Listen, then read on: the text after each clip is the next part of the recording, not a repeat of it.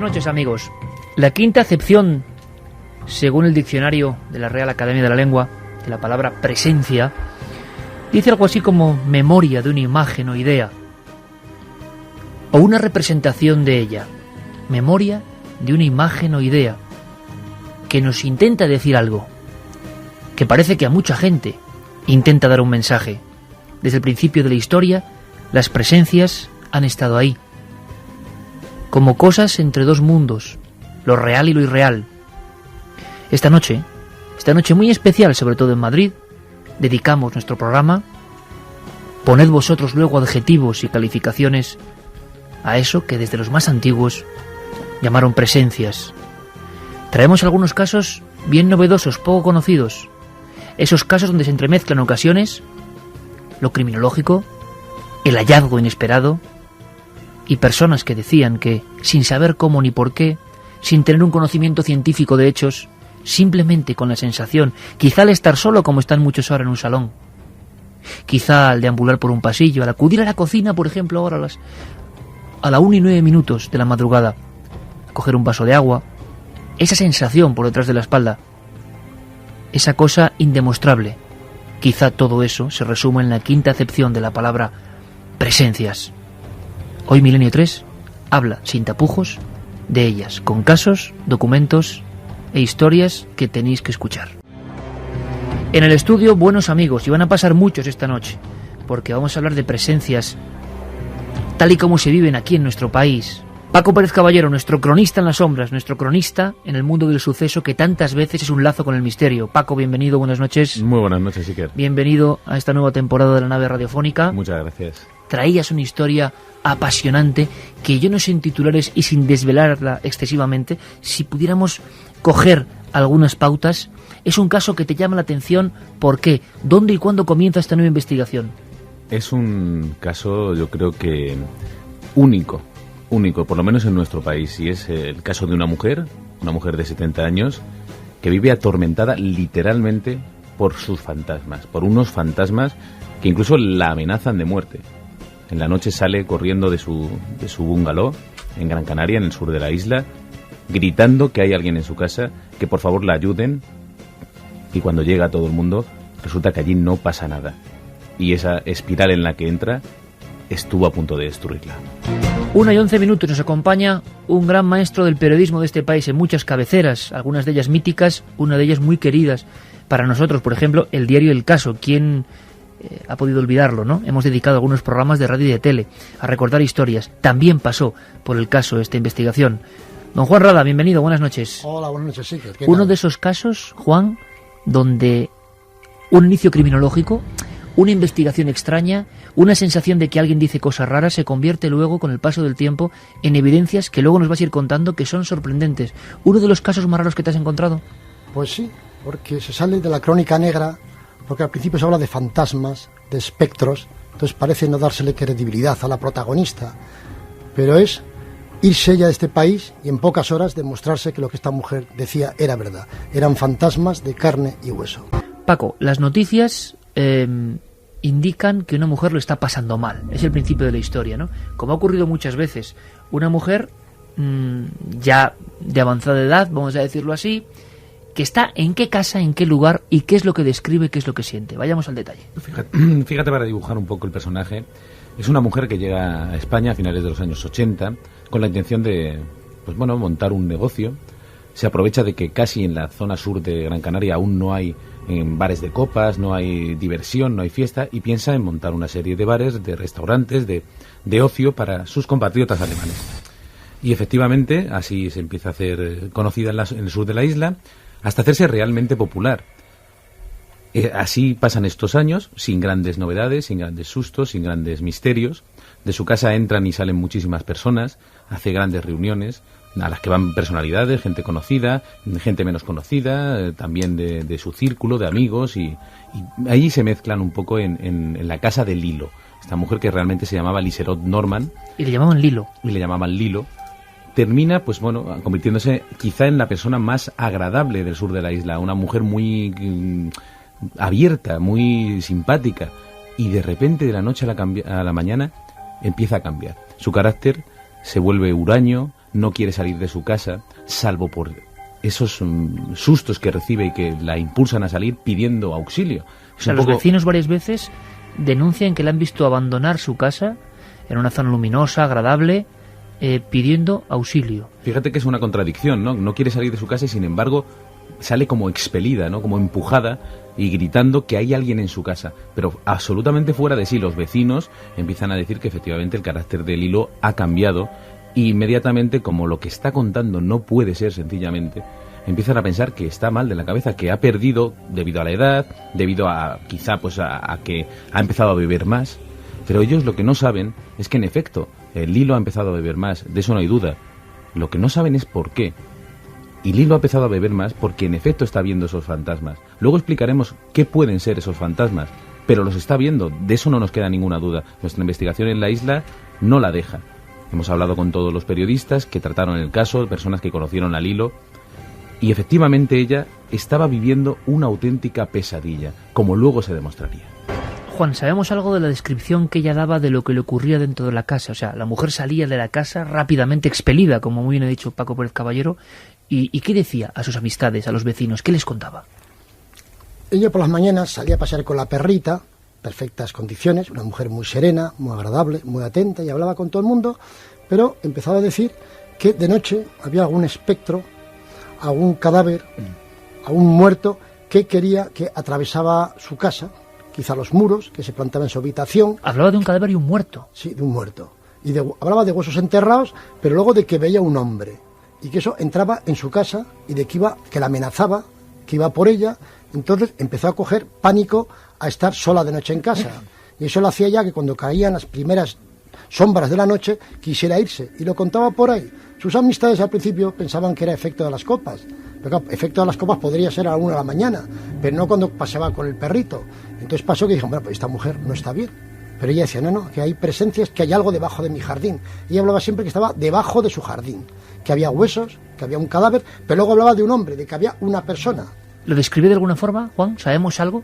Ella, ante los médicos, llegó a decir que por las noches veo en el jardín un espectro, un hombre que me molesta.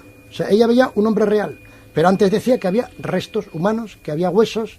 En suma era como si hubiera un compendio, un conjunto de huesos que luego se formaban en una persona que iba por ella.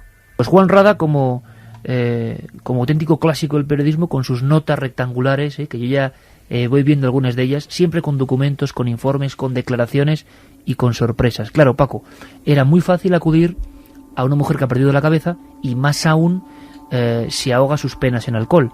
¿Qué se empezó a preguntar la gente? ¿Cuáles eran esas penas? ¿Qué podía ocurrir, no? Claro, fíjate, nosotros cuando llegamos a la isla, porque como bien sabes, lo ponemos todo en duda como buenos periodistas.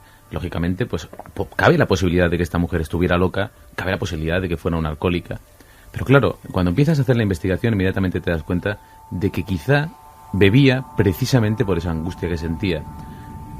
Cambió de la noche a la mañana, era una persona que llevaba negocios, era una persona que siempre estaba recibiendo a gente, que sabía cómo tratar a las personas, y eso no se puede ir de un día a otro. Luego su comportamiento era absolutamente normal, salvo en esos momentos de pánico, en los que salía realmente pidiendo ayuda. Tú sabes mejor que nadie, Iker, que cuando una persona se encuentra en una situación imposible, o imposible entre comillas, recibe muy pocas ayudas. Entonces lo fácil es eso. ¿Vivía sola? Vivía sola, aunque en su casa entraban y salían, tuvo varios compañeros sentimentales, muchas personas la rodeaban, pero poco a poco se fue quedando absolutamente sola. Y realmente lo único que la acompañaba era ese fantasma. Ella decía que veía por las paredes unas sombras, y efectivamente que llegaba a oír cómo la amenazaban de muerte. Oía unas voces. Oía una especie de voces, y se lo contó pues a sus vecinos. Esto se llama y se sigue llamando los bungalows Los Porches. Son una serie de bungalows muy típicos en la zona sur de Gran Canaria. Ahora me gustaría que me describieras la casa. ¿Tú la has visto? La zona, el lugar. Que me cuentes un poco para que nos hagamos una idea de cómo pueden ser las noches para esta mujer. Juan Rada asistía a la conversación y además decía de una forma rotunda, ahora mismo, con un gesto, que sí, las voces, que es quizá lo más raro, ¿no? Porque hemos oído muchos testimonios de figuras, siluetas, gente que dice, que cuenta, pero que oiga al mismo tiempo que ve un mensaje. Sí, ella es ciega, en la soledad de su casa, vivía sola, con un perrito, una organización muy tranquila, en la playa del Inglés y tal, y entonces decía que de pronto veía pues como una sombra, como un hombre, bueno, llegaba a ver la figura y oía voces que la amenazaban. ¿Y lo identificaba con alguien o algo? No sabía, o sea, no llegaba, era un hombre, algo que la amenazaba en la oscuridad de la noche, que tenía como si se quisiera apoderar de ella. Y entonces ella se veía como invadida y tal, y eso lo hacía que muchas veces huyera de casa, casi pidiendo auxilio o evadiéndose en el centro comercial Cita, donde ella tenía negocio, pues de copas, porque esa presencia estaba. Pues que era una Las salidas podían ser en plena noche. En plena noche, pero era una huida hacia adelante, porque tenía que retornar a casa. Y ese espectro volvía a salir debajo del jardín, del césped, y atravesaba los muros o la puerta y venía por ella. Pero salía de los bajos del subterráneo del jardín. Del jardín, quedémonos con ese dato. La casa, ¿cómo era? La casa es la típica casa blanca, con un pequeño jardín alrededor. La verdad es que cuando llega la noche yo creo que Lilo debía sentir miedo, porque ahora la verdad es que es difícil juzgar porque a estas alturas está bastante desangelado. Aquello llegó a estar realmente poblado por muchísimos turistas que compraron allí su bungalow para estar cerca de la playa. Había unos centros comerciales cerca. ¿Ha ido en decadencia? Ha ido claramente en decadencia. Allí es una de las cosas que me comentaban, incluso el centro comercial Cita al que se refiere Juan Rada, está francamente en decadencia, están cerrando muchísimos negocios. Allí tenía ella sus bares de copas y están desapareciendo por otros centros comerciales que han sido más modernos o que tienen otras capacidades y quizá esa zona está quedando un poco, no sé si abandonada, pero desde luego la población es mucho menor. La casa de Lilo lleva mucho tiempo sin ser realquilada, ¿no? Ha habido otros inquilinos después de ella, pero es un lugar incómodo, a nadie le gusta, a pesar de que no conocen la historia, pero no, por lo que sea, de esas casas marcadas de las que siempre hablamos, la gente no quiere vivir allí y no ha vuelto a ser habitada. Es un lugar, desde luego, que yo creo que favorece el miedo. La ausencia de vecinos ahora pues es aún más terrorífico, ¿no? más terrible, y ver esas puertas cerradas a cal y canto da bastante que pensar. Yo lo que creo que debe quedar claro, sobre todo a nuestros amigos, a los oyentes que no han tenido la posibilidad de ir allí, es que yo he hablado con todos los periodistas que han tratado este caso a lo largo de los años. Y siempre me han confesado, dice, mira, yo tengo mis dudas, pero nunca conseguí que ningún amigo de ella me dijera nada malo de ella, ni que era adicta a ningún tipo de sustancia, ni que bebía en exceso. Todo hasta que llega este supuesto fantasma, que es realmente el causante de su decadencia y que llega, no sé si a volverla loca, pero desde luego a generarle crisis de ansiedad. Claro, aquí la gran pregunta, la que muchos están haciendo es si es una persona que ha perdido sus facultades mentales, el hecho de estar sola, de verse sola, yo no sé si algún tipo de desagravio amoroso, ese lugar un poco desangelado, y empieza a imaginar cosas, pero hasta ese punto, y entonces empiezan los misterios. ¿A cuánta gente, Juan, se ha podido calcular, saber, o les contaba estas historias? ¿Y hasta qué punto ella decide poner pies en polvorosa? ¿Qué es lo increíble de esta historia? O sea, las apariciones a esta mujer cuyo nombre era, Paco. Lilo se llamaba realmente Liselott Norman. Liselott Norman. Y tenía 70 años, aunque aparentaba mucho menos. Y acaba huyendo del lugar. Era una mujer que había tenido una vida muy intensa, vamos a decir, social, empresarial, amatoria. Era una especie de valquiria, una mujer impresionante, con un gran atractivo, que se disfrazaba de Marilyn Monroe, de un montón de artistas, pero vamos, y con un éxito pues impresionante de gente que decía, bueno, pues nadie pensaba que podía tener esa edad, le echaban 20 años menos y demás, y luego pues llevó una vida intensa amatoria, pues muy grande, ¿no? Estaba separada de un millonario judío alemán. Luego estuvo casada con otro señor, en fin, tuvo sus romances por allá, pero de pronto se quedó sola. Y fue quedarse sola y surgir estas presencias. Quizá cuando ella más necesitaría de compañía, estaba sola en la noche. Entonces claro, buscó fuera, en la calle, quien le escuchara, quien le comprendiera, quien pudiera echarle una mano. Al principio, como he dicho antes, creyeron que era consecuencia del exceso etílico, alguna broma, hasta que se dieron cuenta que ella lo decía realmente, que lo sentía. Entonces la gente, como en tantos casos, en vez de hacer un círculo con ella, pues fueron ausentándose y su soledad se fue incrementando. Ya no tenía compañeros de su vida particular, no tenía compañeros ya de salir por ahí, se veía sola y entonces iba a tomar copas, empezaba, y claro, iba con su pena, con su historia, una historia que era real, con lo que le pasaba allá dentro. Y Paco, llega un día que las apariciones son tan fuertes, las voces de amenaza son tan firmes, que ella decide huir, marcharse, desaparecer. Fíjate que desaparecer no está dicho con exageración, ¿no? Realmente desapareció, pero fíjate que antes de llegar a esa decisión final que toma, aconsejada por sus amigos más cercanos, los que le quedan, suceden una serie de cosas extrañas que, visto desde este punto, en el que ya sabemos un poco el desenlace, por lo menos nosotros, tienen sentido. Realmente ella empieza a sufrir en sus locales una serie de desgracias. Empiezan a abandonarla los clientes que siempre habían llenado sus locales y habían dejado su dinero allí, lo que le permitía vivir. Baja su nivel de vida. Sufre 2 incendios extrañísimos e inexplicables que prácticamente la dejan al borde de la ruina. ¿En los locales o en la casa? En los locales. En los locales. Con lo cual empieza a perder todo su patrimonio. No solo se queda sola, sino que además esa especie de maldición acaba de destrozar sus negocios.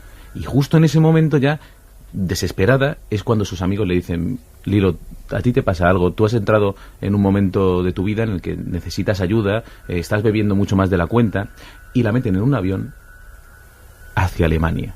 Y allí, pues, recibe atención médica. Pero, ¿qué pasa? La gran sorpresa. Llega el desenlace.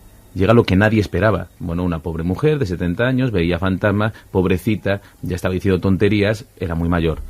Pero resulta que antes de marcharse había dejado ordenado que hicieran unas obras en su jardín, porque no había riego y se le estaba estropeando el césped. Y al levantar el riego, encontraron huesos humanos. Y ahí tendríamos una de esas estampas que nos imaginamos en las novelas, nos imaginamos en las viejas películas de Crónica Negra, nos imaginamos en la mente de un Stephen King, pero en Canarias, en Gran Canaria en concreto, en un lugar más o menos normal, y cuando la mujer ya no está ahí. Huesos humanos. Juan Rada, ¿qué sabemos de los huesos humanos? ¿Cómo fue el hallazgo? ¿Qué ocurrió ahí? Pues estaban unos operarios haciendo labores de jardinería y arrancaron donde el contador del agua hasta la entrada y empezaron a picar y notaron en una zona que la tierra se movía un poco, que estaba blanda. Picaron más y encontraron unas bolsas con huesos. ¿Bolsas con huesos? Bolsas, 3 bolsas. Pensaron inicialmente que podían ser de perros, de animales, pero luego se dieron cuenta que las extremidades, manos y pies, estaban atadas con cables que a su vez se habían mezclado con las raíces del árbol. Entonces, claro, se veía que había habido una violencia porque estaban atadas. Entonces, en cuanto aparecieron los forenses, se demostró que no era de animales, que era de una persona que había muerto de modo violento. O sea, efectivamente, debajo del jardín había una presencia. Donde ella indicaba que surgía algo. Que surgía. Debajo del jardín surgía esa presencia que se le metía en casa, que la amenazaba, que quería apoderarse de ella.